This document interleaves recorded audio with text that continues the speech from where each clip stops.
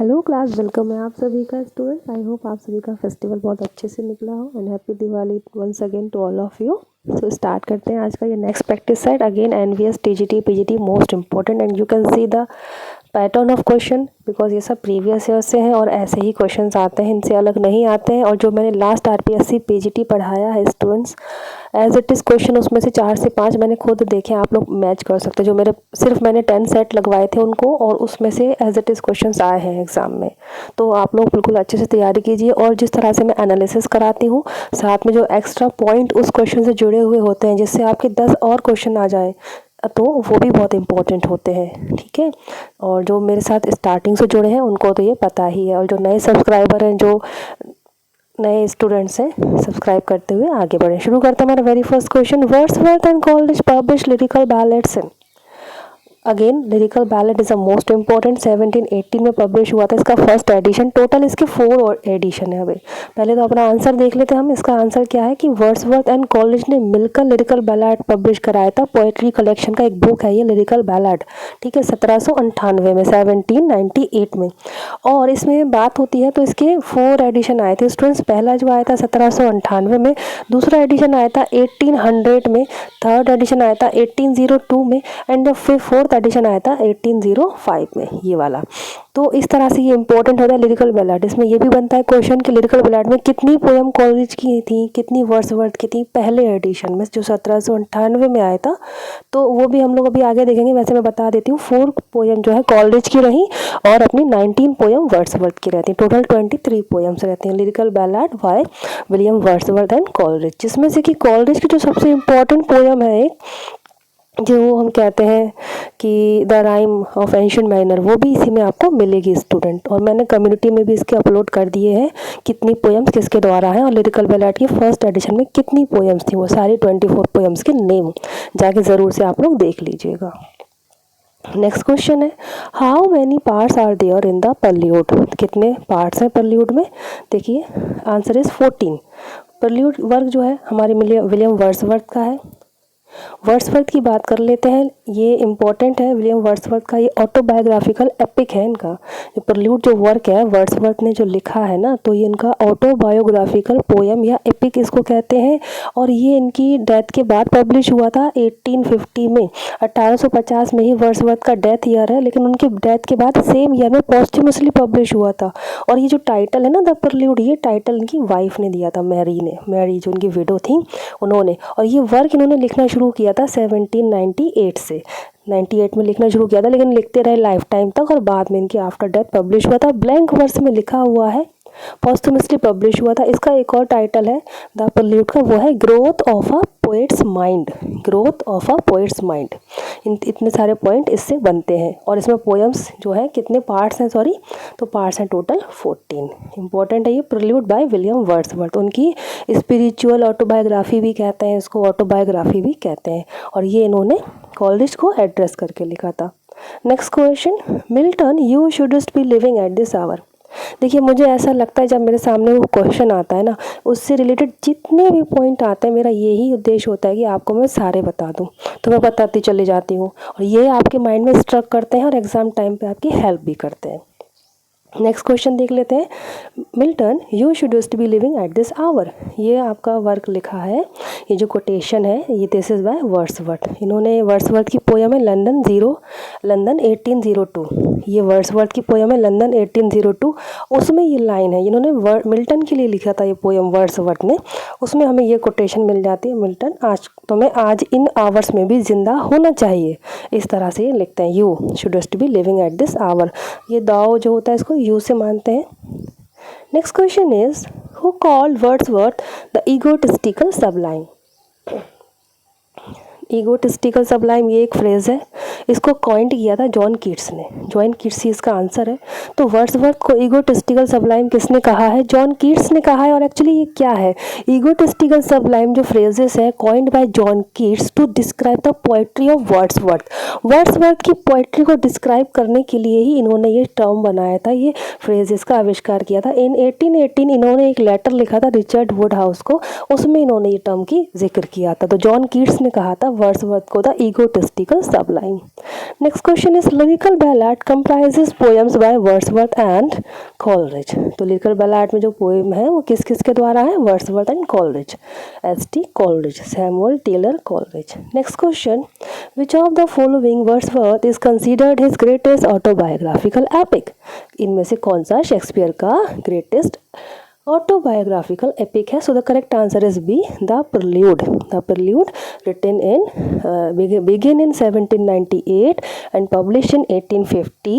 Another title of the Prelude is Growth of a Poet's Mind. Next question is, in which poem does Wordsworth write, come forth into the light of things, let nature be your teacher? ये कम fourth into the light of thing, ये Wordsworth की किस poem में हमें ये line मिलेगी? आओ light में आओ, ऐसे ना, nature be your teacher, nature को अपना टीचर बनने दो। सो ये इसका आंसर है the table turn, option number B, the table turn. Option A table turn, ये भी पब्लिश हुआ था 1798 में। लिरिकल बैलाड के फर्स्ट एडिशन में ये पोएम हमें मिलती है, the table turn by William Wordsworth. और ये लाइन कोटेशन याद रखिएगा, नेचर को टीचर बनाया जा रहा है टेबल टर्न में, टेबल पे बैठ के टेबल पे टीचर पढ़ाती है ना, इस तरह से। स्टूडेंट्स, मुझे पता है आप लोग मेरे जो भी प्रैक्टिस सेट्स होते हैं, वीडियोस होते हैं, बहुत लोगों की हेल्प हुई है। मैं टेस्ट मनी उस पर मैं डालती भी रहती हूँ, मुझे पर्सनली भी लोग कांटेक्ट करते हैं, बताते हैं उनका सिलेक्शन हुआ है, ज्वाइनिंग ले लिए, ज्वाइनिंग की फ़ोटोज़ भेजते हैं, तो मुझे बहुत खुशी होती है। पंजाब में भी जब मैं पंजाब का पढ़ाई मास्टर कैडर या राजस्थान का या NVS का, तो आप लोग, मेरी पूरी कोशिश रहती है कि आप सभी की भी अच्छे से हेल्प हो पाए, तो आप लोग अच्छे से समझा कीजिए, हो सके तो ना नोट्स भी बनाते रहा कीजिए, नोट्स बनाने से ही असली पढ़ाई होती है। चलिए next, when did the first edition of lyrical ballad appear? Lyrical ballad का पहला एडिशन कब अपीयर हुआ था? अगेन मैंने बताया ना इसके टोटल एडिशन कितने हैं, ये भी क्वेश्चन आ सकता है। 4 एडिशन है टोटल। पहला आया था 1798 में, दूसरा आया था 1800 में, तीसरा 1802 में, एंड लास्ट आया था इसका 4th एडिशन 1805 में। याद रखिएगा, पहला edition 1798, option B is the correct answer. Next question is, to whom is Wordsworth autobiographical poem the prelude address? Wordsworth की ऑटोबायोग्राफिकल पोयम द परल्यूड किसे एड्रेस की गई है, कि उन्होंने की है? तो the answer is Coleridge, S T. Coleridge. अगर हमने ये पढ़ा भी नहीं होता, लेकिन हमें पता है कि वर्ड्सवर्थ और कॉलरिज हमेशा साथ रहे हैं, मिल के पब्लिश कराए हैं वर्क, तो हम लोग अंदाज से भी लगा सकते हैं। बाकी इनका तो नाम हम कभी पढ़े ही नहीं इनके साथ, ऐसे भी कुछ हमको ट्रिक भी लगा देना चाहिए, नहीं आए तो भी। In 3 years she grew. The little girl will be sportive as? Answer is the fawn. Option B. देखिए ये पोयम है 3 years she grew in sun and shower। ये एक पोयम है, किसके द्वारा लिखी गई है? विलियम वर्ड्सवर्थ के द्वारा। ओके, और इसमें जो एक लाइन आप पढ़ोगे ना, तो उसमें बताया गया लिटिल गर्ल कैसी है? स्पॉटिव है, ऐसे जैसे कि फॉन है ना, जैसे हिरन का बच्चा। तो ये आप देख लीजिए, fawn is the correct answer by William Wordsworth. और ये सारी पोयम्स मैंने सोचा है कि मैं कम्युनिटी में अपलोड कर रही हूँ, तो आप लोग प्लीज़ वहाँ जाके लाइन टू लाइन पोयम को देख लेना। Who is the author of Tintern Abbey? Tintern Abbey के ऑथर कौन है? Again answer is William Wordsworth. इसका फुल टाइटल है टिंटन एबे का lines written a few miles above Tintern Abbey. Publish हुआ था ये 1798 में, और हमें मिलेगा ये लिरिकल बैलाड में ये पोयम, क्योंकि लिरिकल बैलाड क्या है? कलेक्शन ऑफ पोएम्स बुक है ना, तो वहीं हमको ये पोएम भी मिलेगी। ये भी क्वेश्चन आ सकता है लिरिकल बैलाड में कौन सी है कौन सी नहीं है, तो उसमें जो इंक्लूड है ना 23 पोएम फर्स्ट एडिशन में, वो आप लोग ज़रूर से देखिए। Next question is, which of the following is a poem by William Wordsworth? इनमें से कौन सा जो पोएम है वर्ड्सवर्थ के द्वारा? Answer is A, daffodils. Daffodil है विलियम वर्ड्सवर्थ की पोयम। और जो इसमें बाकी दिख रही है, on first looking into Chapman's Homer, ये जॉन कीट्स के द्वारा लिखा गया सोनेट है। द फॉरसेकन मरमैन, ये आपका मैथ्यू अर्नोल्ड जी का है। And the last ride together, ये आपका है रॉबर्ट ब्राउनिंग जी का। ओके, तो वर्ड्सवर्थ का है daffodil. Next question is, they flash upon that inward eye? ये लाइन हमें कहाँ मिलेगी, किस पोयम में? They flash upon the inward eye. Answer is B, daffodil poem की एक कोटेशन है, the flash upon an inward eye. Next question is, which of these travel poem belongs to William Wordsworth?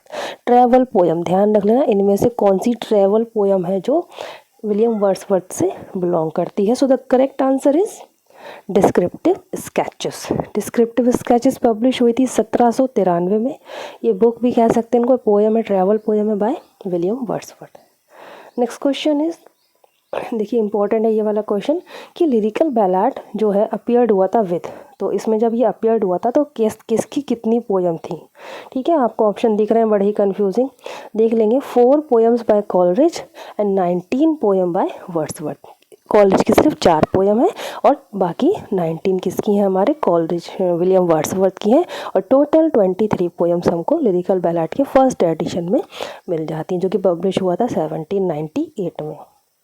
तो देखिए आज का जो हमारा सेट रहा, वर्ड्सवर्थ और कीट्स, कॉलरिज, इनके क्वेश्चंस हमें पूरे मिले हैं।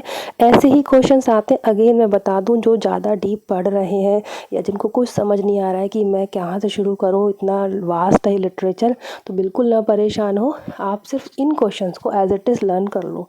MCQs वाले ज़्यादा से ज़्यादा पढ़ो, उनको लगाओ, सेट लगाओ, उनको ही लर्न कर लो एज इट इज़। उनसे संबंधित थ्योरी पढ़ने का समय है तो पढ़ लीजिए, एज इट इज़ उनको लर्न कीजिए और उनको थोड़ा सा उनके वीडियो सुन लीजिए बायोग्राफीज़ के। ओके, तो मैंने भी सारे बनाए हुए हैं। Thank you so much for watching this lesson. आज के इतने ही क्वेश्चंस रहेंगे। खुश रहिए, पॉजिटिव रहिए। जय हिंद।